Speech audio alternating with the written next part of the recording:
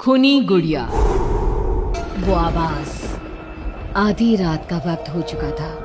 पड़ोस वाले घर से फिर से किसी बच्चे की रोने की आवाज सुनाई देने लगी और साथ में उसी घर में रहने वाली देवकी नाम की औरत की लोरी गाने की आवाज भी। ये आवाज सुनते ही राधिका डर से थर थर कांपने लगी। उसने जल्दी से गहरी नींद में सोए अपने पति केशव को जगाया। केशव उठो, देखो ना, फिर से किसी की लोरी गाने की आवाज आ रही है बाजू वाले घर से। क्या हुआ राधिका, क्यों परेशान हो रही हो?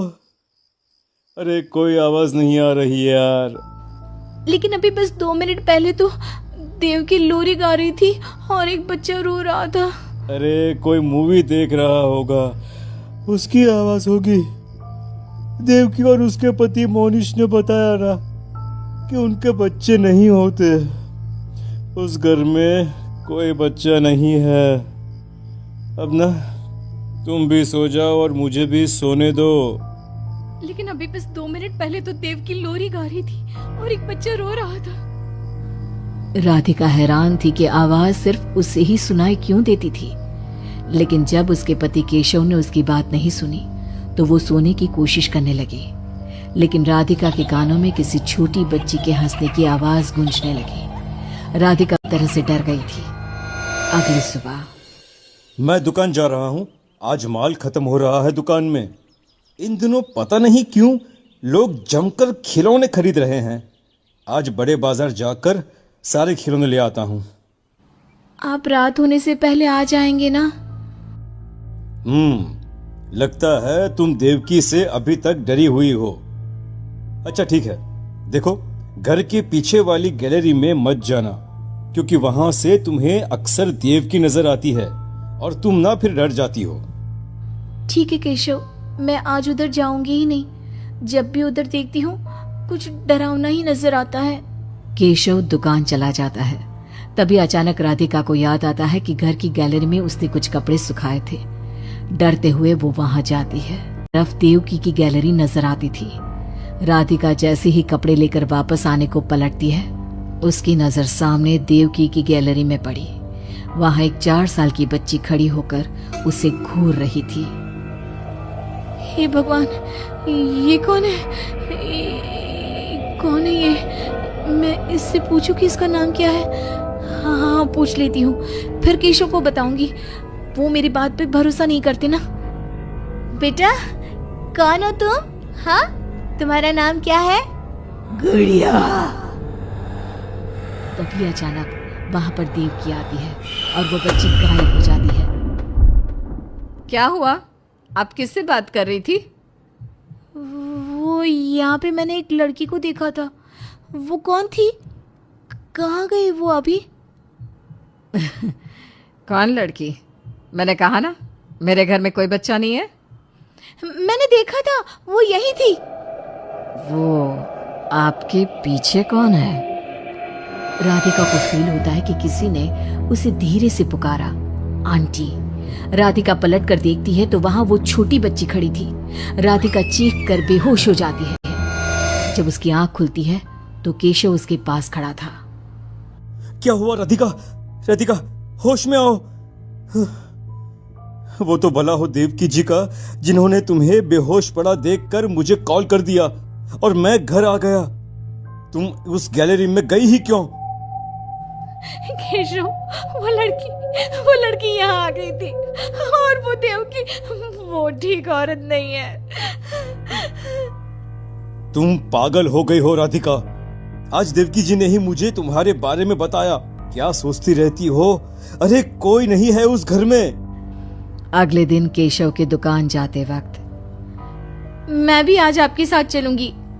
अच्छा ओके, ठीक है, चलो चलो। अब दुकान पर पहुंचकर, वाह केशव, कितने सारे नए खिलौने। और ये इस पैकेट में क्या है? अरे एक बड़े साइज की डॉल है, मार्केट में नहीं आई है। सोचा अगर लोग खरीदेंगे तो अगली बार और ऑर्डर कर दूंगा। क्या मैं देख लूं इस डॉल को? हाँ देख लेना। मैं जरा माल लेने बड़े बाजार जा रहा हूँ। तुम दुकान संभाल लो और आराम से बैठकर खिलौने देख लो, ठीक है? केशव दुकान से चला जाता है। तभी कुछ देर बाद देवकी दुकान पर आती है। कैसी हो तुम? तुम यहाँ क्या लेने आई हो? गुड़िया। गुड़िया? मेरा मतलब तुम गुड़िया का क्या करोगी? तुम्हारे घर में तो बच्चे। तुम मुझे गुड़िया दिखाओ, बस बड़ी वाली गुड़िया। राधिका घबराते हुए बड़ी डॉल का पैकेट खोलती है। बिल्कुल ऐसी ही डॉल चाहिए, आज वो खुश हो जाएगी इसे देखकर। कौन कौन खुश हो जाएगी? देवकी अजीब नजरों से राधिका को देखती है और बिना कुछ कहे पैसे देकर चली जाती है। उसके जाने के बाद राधिका शॉप के अंडरग्राउंड में नए टॉयज का मॉल चेक करने जाती है। वहां बच्चों का एक झूला था। राधिका ने देखा कि वो झूला हिल रहा था, जैसे अभी अभी कोई वहां से उतरा हो। राधिका को किसी छोटे बच्चे की आवाज आती है। कौन है वहां? वही छोटी लड़की जो देविका के घर दिखी थी राधिका के सामने आ जाती है। आंटी, मुझे गुड़िया चाहिए, वो बड़ी वाली। मेरे पास कोई गुड़िया उड़िया नहीं है। बड़ी गुड़िया चाहिए, मुझे दे दो, नहीं तो मैं ये सारे खिलौने जिंदा कर दूंगी और फिर वो आपको मार डालेंगे। कौन हो तुम? मैंने कहा ना नहीं है मेरे पास बड़ी गुड़िया। अभी तो थी ना, कहाँ गई? वो देवकी ले गई अपने साथ।